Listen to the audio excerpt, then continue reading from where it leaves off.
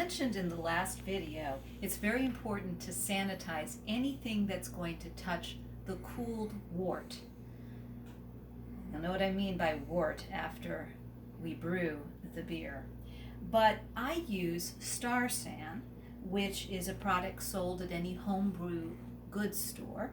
And this is pretty easy. You add about an ounce to the actual bucket that the fermenting basin that the wort will go into. So I am washing everything, including the hydrometer.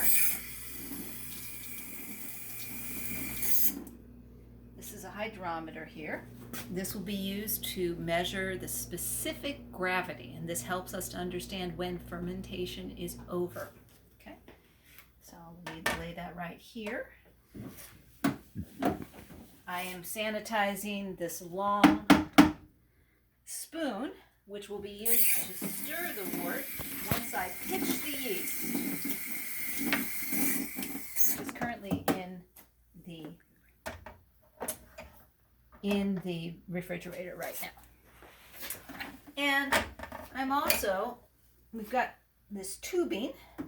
This tubing won't necessarily touch the wort, but since I have it here, I figured I would sanitize it anyway.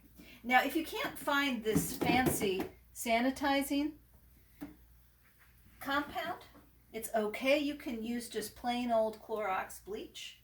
Doesn't take too much Clorox bleach. Less than a couple of tablespoons will do it. But you do risk maybe accidentally bleaching yourself. So that's the problem with bleach. So I'm going to wash the lid right here as well. That probably won't touch the wort, but just in case. It's always helpful. And better to be safe than sorry. Now the last thing that one should sanitize is this cork, this rubber cork.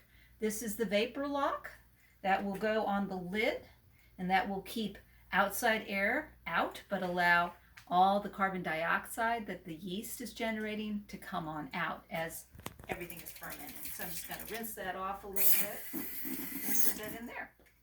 So I'll pour this out, and then I'll allow this to dry out a little bit. And that's sanitation. If you could pause, please.